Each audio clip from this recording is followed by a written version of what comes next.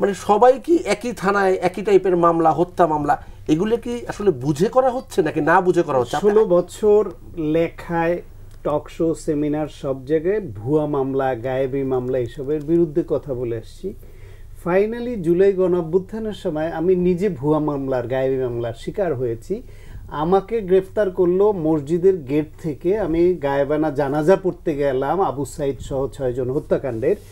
আর আমাকে মামলায় অ্যারেস্ট দেখালো হচ্ছে গিয়ে আমি পুলিশের উপর বিএনপির নেতা কর্মীদের সঙ্গে যুক্ত হয়ে ককটেল ছুঁড়ে মেরে অনেক পুলিশকে আহত করেছি এবং মারণাস্ত্র দিয়ে আঘাত করেছি।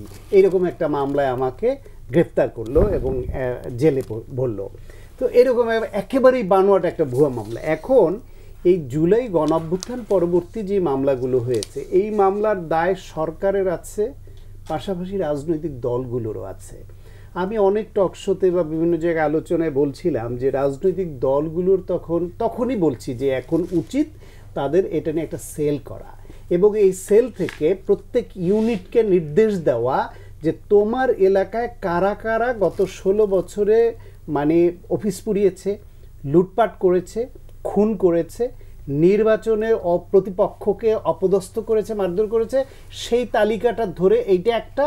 আর একটা হলো সরাসরি জুলাই গণঅভ্যুত্থানে কারা কারা মাঠে থেকে এই হত্যাকাণ্ডের নেতৃত্ব দিয়েছে বা প্রত্যক্ষভাবে অংশ নিয়েছে, সেইভাবে সুনির্দিষ্ট অভিযোগে তাদের বিরুদ্ধে প্রত্যেক এলাকায় মামলা করো এবং এটা মনিটর করা হবে কেন্দ্র থেকে।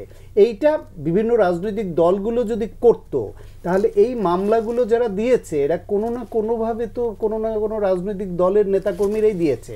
তারা ঢালাওভাবে কয়েকটা উদ্দেশ্যে মামলা দিয়েছে। একটা উদ্দেশ্য হচ্ছে সত্যি সত্যি সে সাফারার এবং সাংঘাতিক রাগ আসছে, সুতরাং এই মুহূর্তে সামনে আছে এই ইস্যু, ওরে হত্যা মামলা দিতে হবে, দে। দ্বিতীয় হচ্ছে গিয়ে কেউ কেউ ধান্দায় করেছে যে মামলা দিব টাকাতে, মামলা দেওয়ার পরে নাম কাটাবো টাকা, এই ধান্দায় করেছে একটা গ্রুপ। আর একটা গ্রুপ করেছে যে এইখানে রাজনীতি করব, রাজনীতি করতে হলে দুদিন আগে পরে এরা ফ্যাক্টর হবে, এদের নামে মামলা দিয়ে যদি আমি দৌড়ের উপর রাখতে পারি তাহলে আমার জন্য মাঠ একটু নির্বিঘ্ন হয়, সুতরাং এদের সবাইকে আসামি করে দেয়। এইভাবে মামলাগুলো দিয়েছে। পুলিশ তদন্ত করে যে মামলাটা গ্রহণ করবে সেই পরিস্থিতি থানা পুলিশের ছিল না। বিপর্যস্ত বিধ্বস্ত একটা অবস্থা। তারা নানান, কেউ পলাতক, কেউ 16 বছর ফ্যাসিবাদের সুবিধাভোগী এবং নিজেই ফ্যাসিবাদ পুলিশ। সেই পুলিশ ঘাপটি মেরে কোনোভাবে চাকরি টেকানোর জন্য থানায় বসে আছে। সুতরাং তারও ওই ঝুঁকি নেওয়ার ম্যানপাওয়ারও নাই, ইচ্ছাও নাই, ওই ঝুঁকি নেওয়ার সাহসও নাই যে আমি গিয়ে তদন্ত করে এই মামলায় যারা সত্যি দোষী তাদেরকে এদের বাদ দিব। বাদ দিলে যারা মামলার বাদী হয়েছে সে সঙ্গে সঙ্গে বলবে ও ফ্যাসিবাদের দোষর ধর। সুতরাং এইভাবে ঢালাওয়া মামলা হয়ে গেছে। দ্বিতীয় দফা যেটা, মামলা হওয়ার পরে প্রাথমিকভাবে পুলিশ তদন্তের সুযোগ পায়নি, কিন্তু পরবর্তীতে প্রত্যেকটা থানায় যদি নির্দেশ দিত সরকার যে সব মামলাগুলো এখন তোমরা তদন্ত করে দেখো সত্যি সত্যি কারা এই অভিযোগের অভিযুক্ত হওয়ার মতো অপরাধ করেছে, তাদেরকে বাদ দিয়ে বাকিদের বিষয়ে তালিকা দাও স্বরাষ্ট্র মন্ত্রণালয়, এটা নিয়ে উচ্চ পর্যায়ের একটা কমিটি করে যাচাই বাছাই করে যে বিনা দোষে যাদেরকে দেয়া হয়েছে উদ্দেশ্যমূলকভাবে তাদেরকে মামলা থেকে বাদ দেওয়া হবে। এটা বিভিন্ন সময় বিভিন্ন সরকার করেছে না, কিন্তু সরকার সেই উদ্যোগও নেয়নি। ফলে এর দায় শুধু সরকারের উপর দিলে হবে না, শুধু রাজনৈতিক দলের উপরে দিলে হবে না, এটা একটা সময়ের পরিস্থিতিতে হয়ে গেছে, কিন্তু আলটিমেটলি ক্ষতি হয়েছে, কিন্তু মামলার মেরিট নষ্ট হয়ে গেছে। এতে করে প্রকৃত অপরাধী যারা তারা বলতে পারছে যে আমারও ঢালাও মামলা দিয়েছে।